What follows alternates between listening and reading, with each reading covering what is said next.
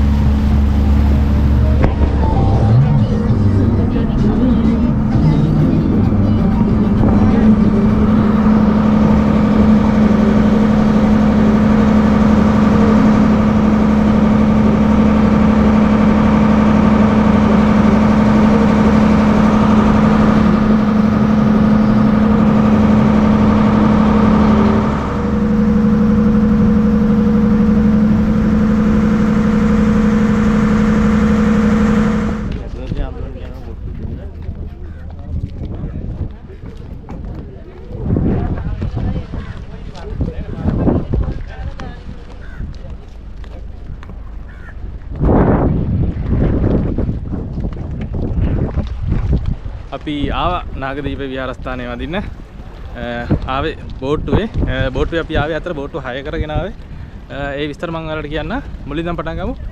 ඔයගොල්ලෝ යාපනයට ආවෙන් පස්සේ නාගදීප යනවනම් එන්න ඕන කුරිකුට්ටුවන් ජැටියට.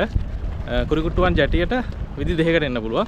එකක් දැන් අපි ආවා වගේ යාල් ටුවර්ස්ලාගේ වෑන් එකක් හය කරගෙන එන්න පුළුවන්. පැය භාගයක් වගේ යන්නේ යාපනයේ ටවුන් එකේ ඉඳන් කුරිකුට්ටුවන් ජැටියට එන්න. නැත්තම් ඔයාලට බස් එකෙන් යන්න පුළුවන්. බස් එකේ CTB බස් උත් තියෙනවා. ප්‍රයිවට් බස් උත් තියෙනවා. බස් ස්ටෑන්ඩ් එකකින් ගන්න පුළුවන්. යාපනය කුරිකුට්ටුවන් බස් එක තියෙනවා. අංක 766. ඒ බස් එක ගන්න පුළුවන් කුරිකුට්ටුවන් යාපනයේ බස් එක. ඒක පැයක් විතර යනවා යාපනයේ ඉඳන් ජැටියට එන්න. ජැටිය ගාවට මේ ඔයගොල්ලෝ ඩ්‍රොප් කරනවා කුරිකුට්ටුවන් ජැටියට. ඊට පස්සේ එතන ජැටියෙන් පැය භාගයෙන් භාගයට බෝට් සර්විස් එකක් තියෙනවා මේ නාගදීප විහාරස්ථානයේට. එතන අපි යන්නේ නයින තියෙන්නේ. අතනින් තමයි ජැටියෙන් මේව කරන්නේ. නයිනති උදූපතට පැය භාගයෙන් භාගයට තියෙන්නේ. ඒ එක බෝට්ටුවක 150ක් විතර ලෝඩ් කරනවා. නැත්තම් ඒතර 150ක් විතර ලෝඩ් කරලා ඒ බෝට්ටුවක වෙන්නේ රුපියල් 80යි. ඔයගොල්ලන්ට ඇවිල්ලා එන්න. නැත්තම් දැන් අපි වගේ 30 දිනක් එකතු වෙලා දැන් අපේ 10 දිනයි තව 10 දිනක් ගෲප් දෙකක් එකතු වෙලා බෝට්ටු 6 කරා. අතර සම්පූර්ණ බෝට්ටුවට වෙන්නේ රුපියල් 5000ක් වගේ. එහෙමත් ඔයගොල්ලන්ට එන්න පුළුවන්. දැන් අපි කරේ බෝට්ටු 6 කරගෙන මොකද උතර පැය භාගයක් ඉන්න ඕනේ. සල්ලි දීපු ගමන් බෝට්ටුවට අක් ගාලා එන්න පුළුවන්. එල්ල අන්තිම බෝට්ටුව තියෙන්නේ නාගදීපේ ඉඳන් ආපහු කුරිකුට්ටුවන් ජැටියට යන්න හවස 5ට. ඒකෙන් ටක් ගාලා මේ ටික ඇදලා ආයේ බෝට් එක යන්න තියෙන. උතර යන්න රුපියල් 80යි ගන්න. දැන් අපි ආව ජැටියට. දැන් නාගදීපට ඇතුල් වෙන්න තියෙන්නේ. අපි පන්සල ඇතුළට ගිහිල්ලා ඊටු විස්තර කතා කරමු. ඔයාලට මම අතන ඔක්කොම විස්තර පෙන්නන්න. අතන කෝවිලටත් යන්න තියෙනවා. කෝවිලටත් ගිහිල්ලා අපි ඔක්කොම විස්තර බලමු.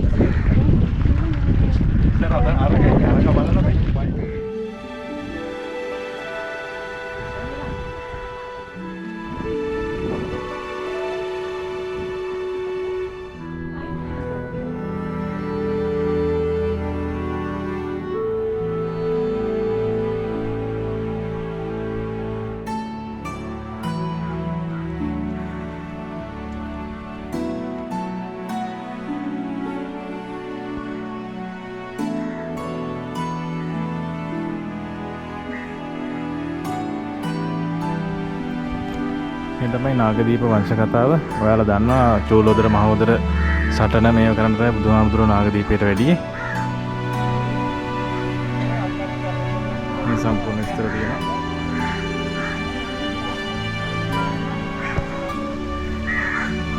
පියන් අර පැත්තට යන්න පුළුවන්.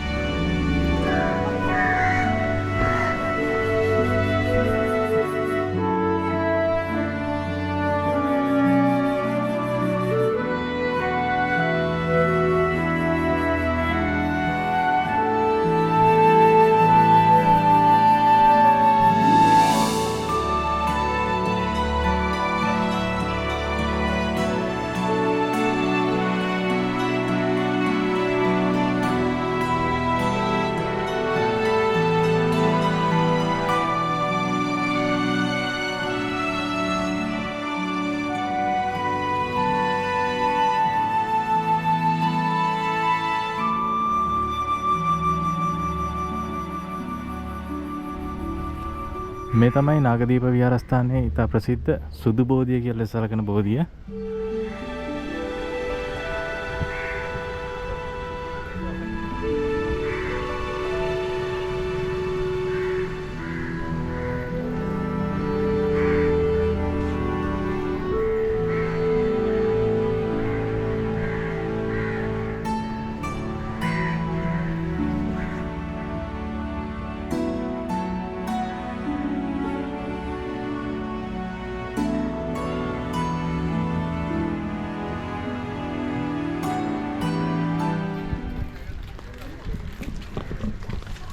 දැන් අපි නාගදීප විහාරස්ථානයේ වැඳලා කෝවිලට යන ගමන්.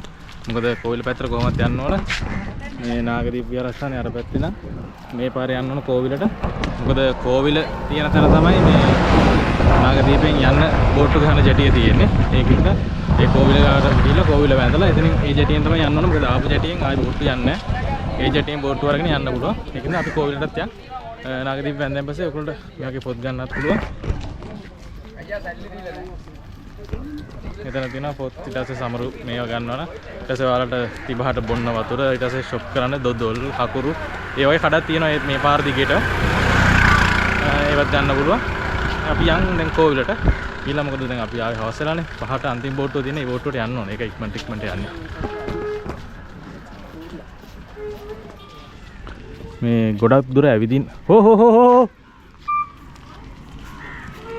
ගොඩක් දුර ඇවිදින්න අයට මේ ඇවිදින බැරි අයට මෙන්න මේ වාහනෙන් යන්න පුළුවන්. නාගදීප ඉඳන් කෝවිලට රුපියල් 50ක් අය කරන්න එක්කෙනෙක්ට. ඒ වගේ ඇවිදින්න අමාරු කට්ටියට ඒවෙන් යන්න පුළුවන්. නැත්නම් ත්‍රී වීල් එකක රුපියල් 200ක් වගේ ගන්නවා. ඇවිදින්න අමාරු අයට යනවනම්. නැත්නම් පයින් යන්න පුළුවන් පොඩි දුරක් තියෙන ඇත්තටම.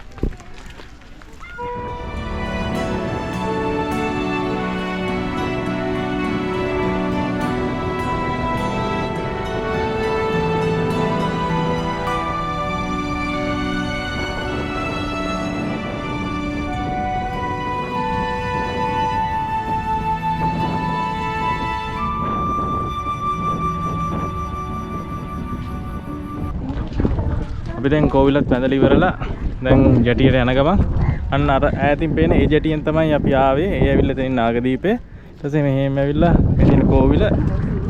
ඒ කෝවිල වැඳලා මේ පාරෙන් ගියාම නායිනතිව් දූපතෙන් පිට වෙන ජැටියට යන්න පුළුවන්. මේ බෝට්ටුව තියෙනවා.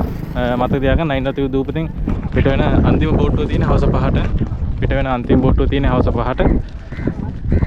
ඊට දැන් අපි ආපහු යනවා කුරිකට්ටුවන් ජැටියට. යටියට ගිහිල්ලා බලාපොරොත්තු වෙනවා ඩෙන්සිල් කොබ්බෑකඩුව ස්මාරකයට යන්න. එතන වලට පෙන්නන්න.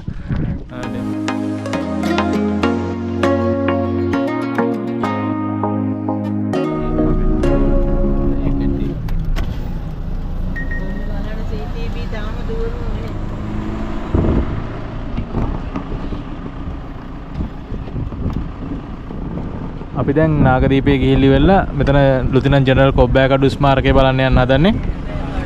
මෙතන මේ හතරවන් අන්දිය කෙලින්ම එන්න තියෙන්නේ. කිලෝමීටර් 2යි යන්න තියෙන්නේ අරියාල් තුඩුවට. ඒ කියන්නේ ජෙනරල් කොබ්බෑකඩුව අරාලි තුඩුවනේ. ජෙනරල් කොබ්බෑකඩුව නැති වුණු ස්ථානය. අපි යන් එතනට. එතන මේ නැති වුණු වෙලාවේ තිබ්බ වාහනේ නටබුනේ ඔක්කොම තියෙනවා. අපි යන් එතනට.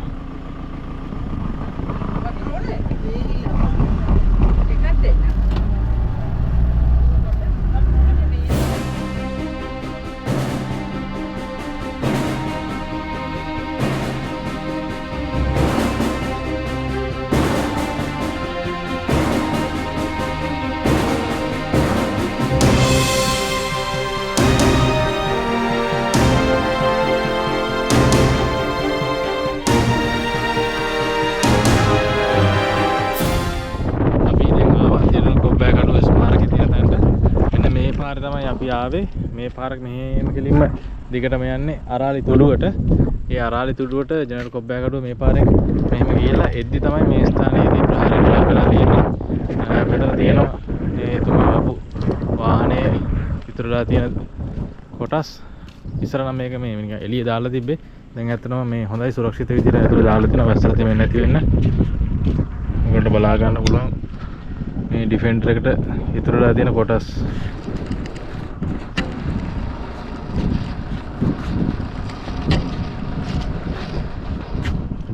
එක ඩිෆෙන්ඩරේ 10 දෙනාම ඇවිල්ලා තියෙන්නේ මොකක් හරි හේතුවකට අරාලි තුඩු ඉඳන් එද්දි. අනන ඩිෆෙන්ඩරේ කෑලි ගත්ත කියන්නේ ඩිෆෙන්ඩර් එක කියලා හිතා ගන්න බෑ කොහෙත්ම.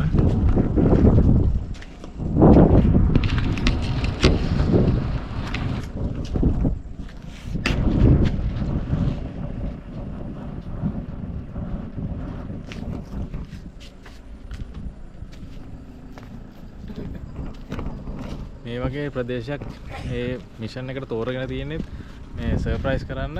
මොකද මේ පැත්තෙන් ගියන් පස්සේ යාපනයට ඇතුල් වෙන්න පුළුවන් අරාලි තුඩුව හරහා. මේ අපි දැන් ඉන්නේ අරාලි තුඩුව දකුණේ. අරාලි තුඩුව උතුරට අරගෙන තියෙන්නේ. ඊට පස්සේ මේ ස්ථානය තමයි ඒ ප්‍රහාරයට ලකුණේ මම පෙන්නුවා. ඊට අතන තියෙනවා ස්මාරකය. ඒ ප්‍රහාරයෙන් මිය ගිය සියලු දෙනාගේම මම පෙන්නන්නම්. ඒක තවගේම තව විශේෂ දෙයක් ඔයගොල්ලන්ට කියන්නම්. මේ තියෙන්නේ ඒ ප්‍රහාරයෙන් ලංකාවට අහිමි වූ විශිෂ්ට සම්පතියන්.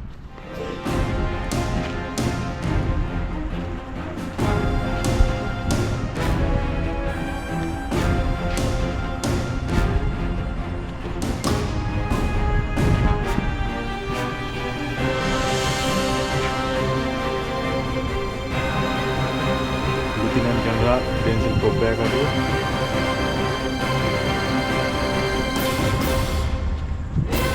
මේජර් විජේ විමලරත්න මේ ඉන්නේ පතාක යෝධයන් දෙදෙනෙක් ඒ කාලේ ශ්‍රී ලංකාවේ හමුදාවේ විශේෂයෙන්ම ඩෙන්සල් කොබ්බෑකඩුව කියන ඉතාමත් මිත්‍රශීලී චරිතයක් යුද හමුදාවේ.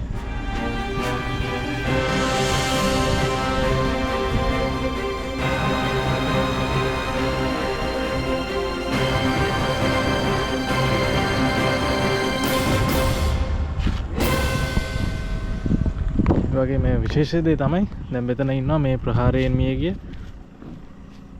දස දෙනෙක්ගේ මේවා. ඒ වුණාට මේ කට්ටියත් එක්කම මේ ඩිෆෙන්ඩර් එකේ ආපු අයකින් එක පුද්ගලයෙක් මේ ප්‍රහාරයෙන් දිවි බේරෙනවා. ඒ පුද්ගලයා තාමත් ඉන්නවා. එයාගේ මට නම මතක නැහැ අතර. ඒකට එයාගේ වැඩසටහනක් තියෙනවා මේ වනස ටීවී එකේ. ඔයගොල්ලෝ බලන්න වනස ටීවී එකේ. ඒකේ තියෙනවා මේ සම්පූර්ණ විස්තරය. මොකද මේ කට්ටියත් එක්ක ඩිෆෙන්ඩර් ගියපු එක්කෙනා ඒ ප්‍රහාර බේරන වෙනකොට ඉන්නේ පල්ලෙහා එතුමාගෙත් මේ ඉතුරු වෙන්නේ නැහැ. එයාගේ ඉන්ටර්විව් එක බලන්න වනස ටීවී එකේ තියෙනවා. අතට ඔයගොල්ලන්ට තව හොඳ අයිඩියා එකක් ගන්න පුළුවන්. ඉතින් සිදුුනේ මොකද්ද කියලා.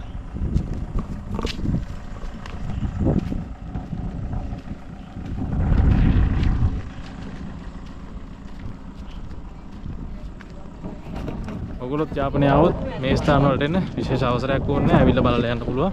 නාගදීප ආවොත් අනිවාර්යෙන් මෙතනට එන්න.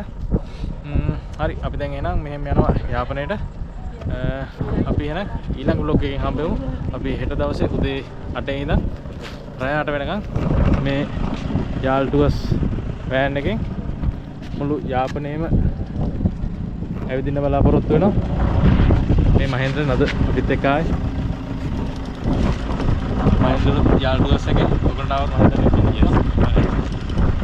අපි හෙටත් යනවා යාපනයේ. එහෙනම් ඒ විස්තර වලින් හම්බෙමු. ඒ වගේම අපි නැවතුණු තැන ඒකත් මම ඔයාලට කියන්න. හෙට මලයාන් කැෆේ එකකින් කන්නත් ඕන. ඒ විස්තරත් එක්ක හම්බෙමු. ලස්සන සන්සෙට් එකක් තියෙනවා මම ඔයාලට කියන්න. මේ ලස්සනත් එක්ක අන්න අතනින් දැන් ඉර බැහැගෙන යනවා. ලස්සන සන්සෙට් එකක් තියෙන්නේ. හරි. එහෙනම් අපි හෙට හම්බෙමු. යාල් ටුවර්ස් එක යාපනයේ ඇවිදින ගමන්. See you.